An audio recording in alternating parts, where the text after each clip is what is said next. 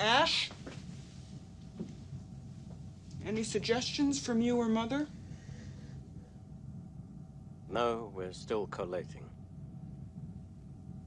You what? You're still collating?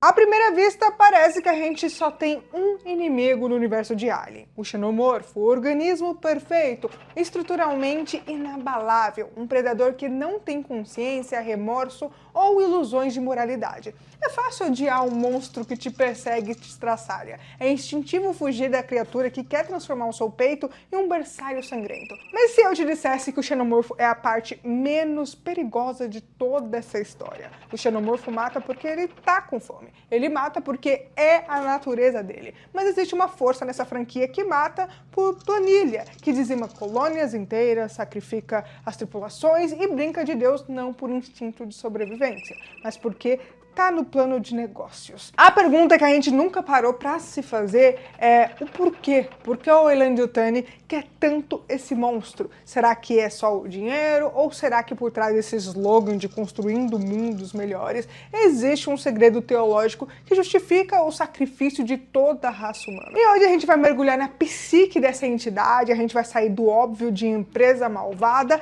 e entender a patologia real, o complexo de Deus. E como isso explica o porquê eles nunca, jamais vão parar de caçar xenomorfo. Não importa quantos corpos eles tenham que empilhar. Mas antes de começar, você já sabe, já deixa aquele like, se inscreve aqui no canal e também ativa o sininho das notificações para você ficar por dentro de tudo do que vem por aí. Então, bora pro vídeo.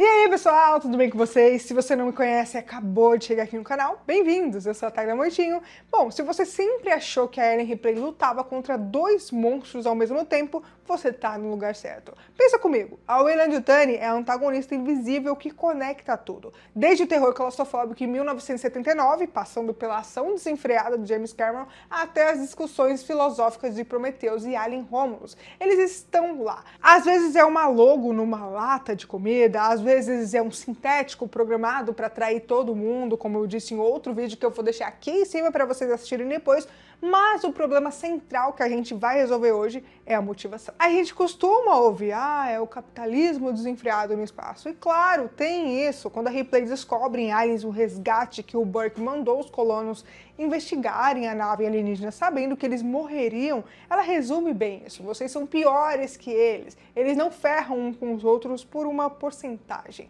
Mas se a gente olhar para a linha do tempo completa, especialmente o que o Ridley Scott adicionou com as prequels, a busca pelo lucro é apenas a ponta do iceberg. Dinheiro é papel ou crédito ali. Quando você tem uma corporação que controla a viagem interestelar, dinheiro deixa de ser o objetivo e vira apenas um combustível para isso. Para entender o Weyland-Yutani, a gente precisa primeiro entender o conceito de psicopatia corporativa. Não é ficção, é um termo real. Pesquisadores comparam grandes corporações modernas a psicopatas clínicos. Por quê? Eles têm um charme superficial, o marketing. Manipulam, mentem e, o mais importante, não sentem culpa. Uma empresa não tem alma, ela é um organismo programado para uma única função: crescer.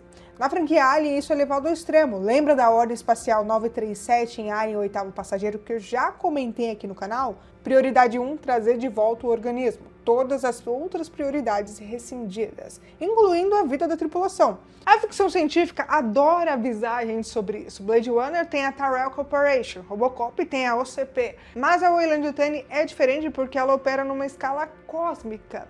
E o mais assustador, a inspiração vem da vida real, querendo ou não. O roteiro de Alien não inventou a ganância, ele apenas colocou tudo isso no espaço. Pensa no caso do Ford Pinto, nos anos 70. A empresa descobriu que o carro explodia se batesse atrás e fizeram a conta e custava $11 por carro para arrumar. Com os cálculos para arrumar os milhões de veículos afetados, seria $121 milhões e eles calcularam também as possíveis indenizações e seria algo em torno de 50 milhões. Custava menos pagar a indenização.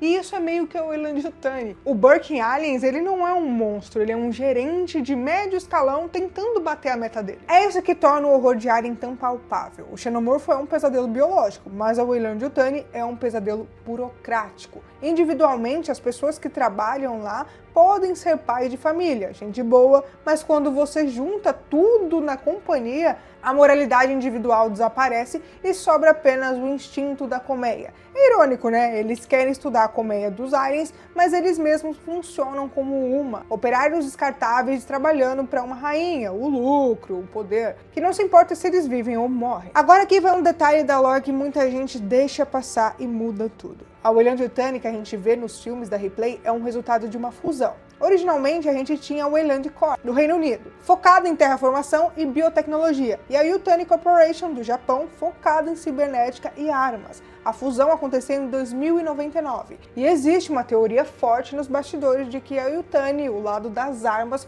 foi quem realmente endureceu a política da empresa após a morte do fundador da Weyland. O que nos leva à peça-chave desse quebra-cabeça, o homem que iniciou o incêndio. A frase do Peter Weyland, "Nós somos deuses agora", resume tudo da Weyland-Yutani. Se você acha que essa empresa queria só o Alien só para criar as armas biológicas e vender para militares, você está pensando pequeno, porque o Peter Weyland não queria dinheiro. Ele tinha trilhões, ele queria o que todo homem com poder absoluto quer quando percebe que o tempo está acabando. Imortalidade. Em Prometheus, a gente descobre que a missão inteira não era científica. Era um idoso aterrorizado pela morte, atravessando a galáxia para implorar para os seres superiores, os engenheiros, por mais tempo de vida. Ele criou o David à sua imagem e semelhança, mas o David era imortal e o Weyland tinha inveja da sua própria criação. Existe uma cena estendida de Prometheus que eu já comentei aqui no canal, onde o Weyland diz para o engenheiro que ele também é um criador, que ele é igual a ele. A arrogância dele é o que condena a tripulação. Ele achava que podia controlar a evolução, e esse DNA corporativo ficou na empresa mesmo depois que ele morreu. A companhia herdou o trauma do seu fundador. Eles olham para o xenomorfo e para o líquido preto, o Black Goo, não apenas como uma arma, mas como uma chave para a vida eterna. O xenomorfo é capaz de se adaptar a qualquer ambiente, sobreviver ao vácuo, regenerar, e ele é uma arma biológica suprema. Se a Weyland-Yutani conseguir decodificar o genoma do alien, eles não vão apenas vender armas, eles vão vender a cura para a morte, eles vão vender a evolução forçada. É por isso que em Alien Romulus a gente vê aquela obsessão em extrair o composto Z01. Eles acham que podem melhorar a humanidade, eles querem brincar de engenheiros. Mas como o filme sempre nos mostra, quando o homem tenta ser Deus, o diabo aparece para cobrar o aluguel. A ironia aqui final é que o xenomorfo é um organismo perfeito, justamente porque ele não tem ambição, ele não quer construir impérios, ele só é o que ele é. A Weyland-Yutani é imperfeita porque a sua ambição a cega para o perigo. Eles querem e acham que podem colocar uma coleira no monstro e sempre acabam com um buraco na cabeça.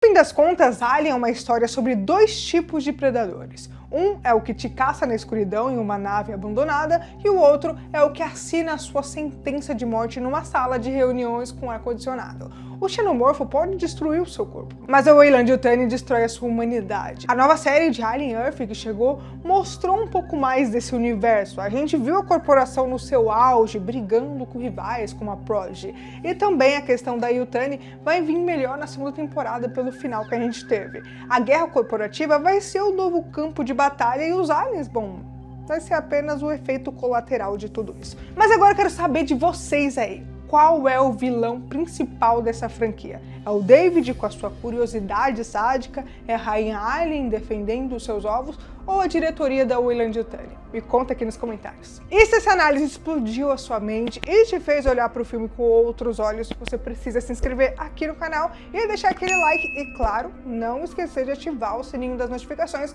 para você sempre receber quando eu estiver postando um vídeo aqui para vocês. E olha, quer dar aquela força extra aqui no canal? Vira membro! Além de você ter um selo especial em comentários e lives, o seu nome pode aparecer aqui nos próximos vídeos. E além disso, você recebe tudo em primeira mão. E não sai daí porque tem mais conteúdo insano esperando por você. É só clicar no vídeo, vai estar aparecendo aí na tela agora. E bom, por hoje é isso. Grande abraço e até o próximo vídeo.